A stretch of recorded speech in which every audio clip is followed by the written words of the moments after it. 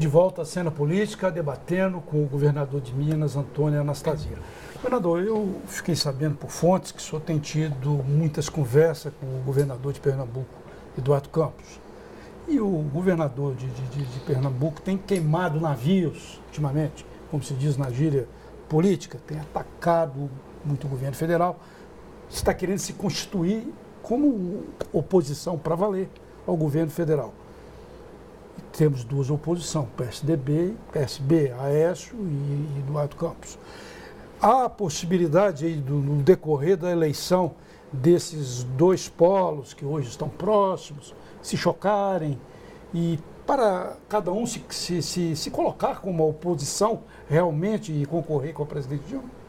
Em primeiro lugar, o governador Eduardo Campos é um governador muito respeitado. Nós temos muitas reuniões de governadores para tratar de assuntos administrativos. Ele sempre tem um papel de liderança, um governador já reeleito, com 8 anos de mandato. É uma pessoa muito querida de todos nós governadores. Agora, o PSB era um partido que integrava a base do governo federal. No momento que ele deixa essa base e passa a ser oposição, para nós o PSDB é muito bom, porque a oposição aumenta. Então, evidentemente que isso é positivo. E é claro que nós contamos com eles, como eles também contam conosco. Então, eu acho que não haverá esse problema. Nós vamos fazer... Na corrida só chega um. Sim, mas ambos são jovens, ambos têm um futuro pela frente, têm um perfil pessoal até muito semelhante. Então, eu acredito que essa posição vai ser apresentada. Claro que durante a campanha vão aparecer diferenças, plataformas, ideias, projetos, não é a própria personalidade de cada um no momento da transmissão daquelas suas ideias, da veracidade disso ao eleitor vai ser muito importante, mas eu acredito que haverá uma confluência política durante a campanha e certamente no segundo turno. Mas de qualquer forma é muito bom para quem está no segundo lugar, para quem está no terceiro não é tão bom assim, né? Mas o terceiro ele pode no futuro ser até o primeiro, é um processo. Sim. Governador, o senhor estava dizendo no bloco anterior que era vantajoso para o PSDB ter hoje um candidato à presidência da República com a força que tem o senador Aécio Neves. Mas eu vou dar uma insistida aqui.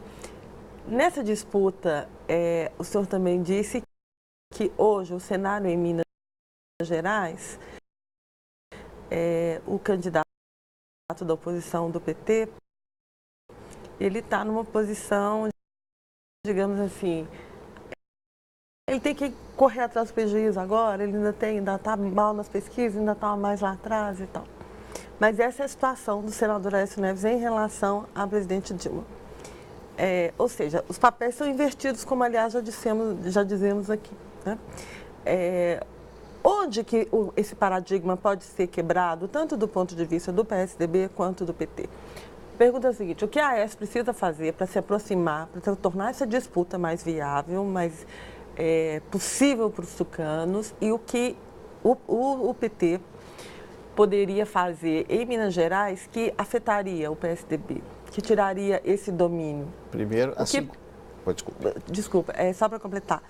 Se o senhor pensasse a cabeça do seu adversário, com que o senhor ficaria preocupado?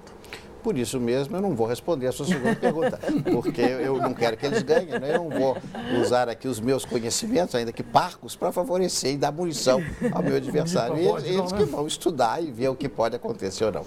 Mas respondendo a primeira parte, que é fundamental, eu acho que as pesquisas confirmam que no sentimento nacional, e vocês conversam, eu converso com muitas pessoas do Brasil inteiro, há um sentimento já de uma certa exaustão, de uma necessidade de mudança. Só aí, mas as pesquisas colocam ainda a presidente na frente. É verdade que as pessoas ainda não vocalizaram, não concretizaram, não fulanizaram essa insatisfação. Isso eu acho só vai ocorrer quando a campanha começar. O senador Aécio ainda tem contra ele um desconhecimento fabuloso. Ele é pouquíssimo conhecido pelo Brasil lá fora. O Eduardo Campos, muito menos conhecido, quer dizer, terá ainda mais necessidade. E só é possível haver esse conhecimento com campanha na televisão. Então, só quando a campanha começar mesmo, com os programas eleitorais, com os telejornais cobrindo as atividades diárias dos candidatos, é que nós vamos ter as pessoas com aquele sentimento de satisfação, vão perguntar, eu não estou satisfeito com o governo, quem são os outros candidatos? O que eles estão dizendo? Aí eu acho que isso vai, vamos dizer, recair.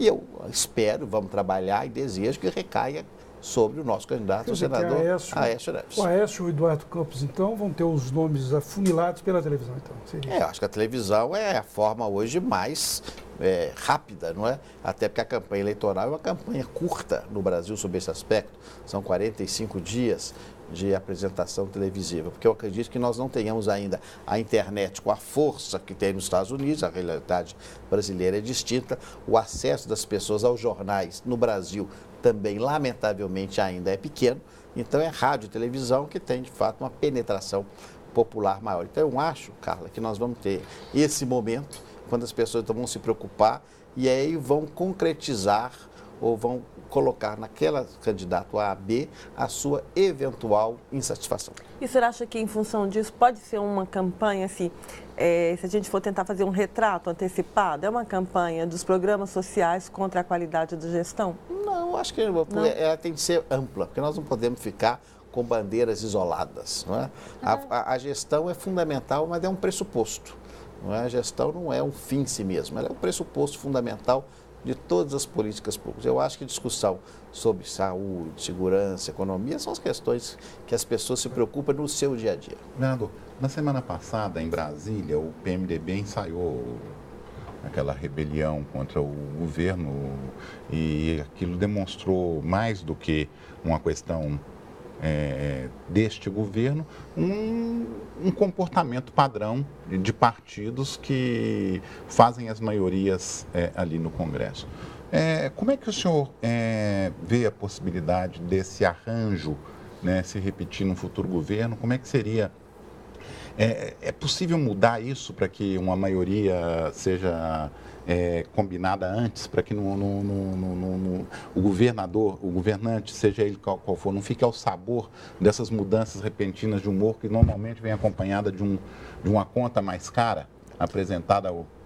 Ricardo, o modelo político brasileiro prevalente, que é o chamado presidencialismo de coalizão, ele decorre de um pluripartidarismo muito atomizado, né? Nós temos um número exagerado de partidos, nós não temos cláusulas de barreira, não é? Nós temos facilidade da criação de partidos, haja vista os episódios recentes, e isso acaba levando a um poder executivo que tem, no modelo constitucional e político brasileiro, a condução por monopólio praticamente das políticas públicas, mas necessita do apoio parlamentar, a fazer essas composições. Então esse quadro não é da agora.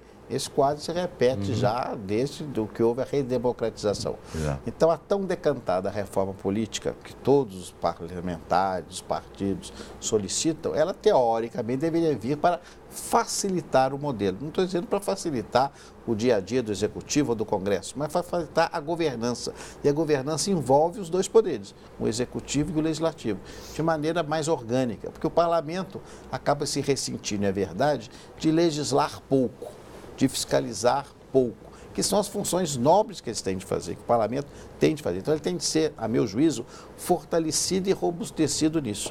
E o executivo, é claro, mais confiança para as atividades da execução das leis, que hoje também, o que acontece é um dado da realidade do governo federal, dos estados e municípios, é muito difícil implementar as políticas públicas do Brasil, os poderes executivos estão muito amarrados, nem tanto até pelo legislativo, mas pelos controles que nós criamos, da desconfiança generalizada. Então, tem de haver uma modificação desse quadro, a meu juízo, para dar uma governança mais robusta ao Brasil. Agora, essa rebelião com pedido de cheque em aberto com o governo da presidente Dilma alegrou muito o PSDB, né?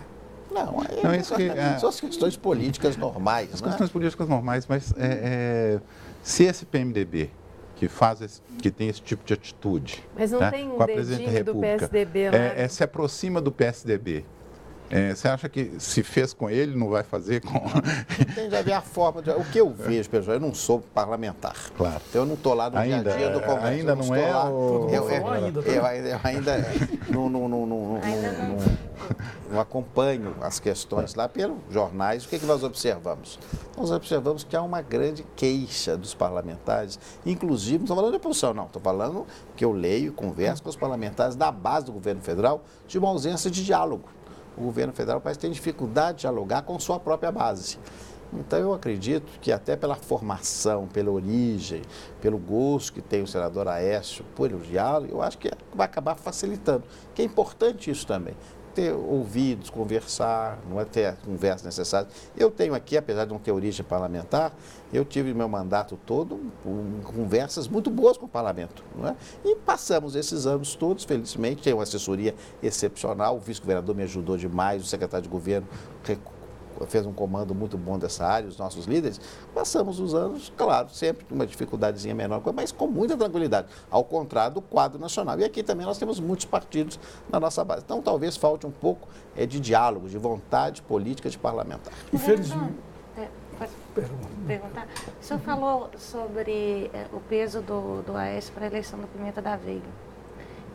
Queria saber qual o peso que o senhor avalia que o Lula tem para a eleição da Dilma ainda, já que o nome dele também está sendo sempre cogitado a voltar pela força que ele teve, né? Não há dúvida que o ex-presidente Lula também é uma referência. Eu estou fazendo aqui os elogios ao presidente Fernando Henrique, mas o presidente Lula também é reconhecido, aplaudido pela população. Mas eu acho que a essa altura, o que as pessoas vão vincular muito é exatamente a proposta. E o que foi feito, o que será feito. E ao nível nacional, eu insisto, eu sinto, posso estar errado, mas sinto muito um movimento da sociedade de uma certa saturação, de uma desconfiança, já daquela famosa fadiga do material, do metal, um esgarçamento do governo como um todo, de uma falta de reconhecimento, uma necessidade de nova liderança. Então, acho que aí há uma brecha muito boa para as oposições. Infelizmente, boas entrevistas, o tempo é célere, né? Agradecemos novamente ao governador Antônio Anastasia, aos jornalistas presentes. E Cena Política volta na próxima semana com um novo debate. Até lá.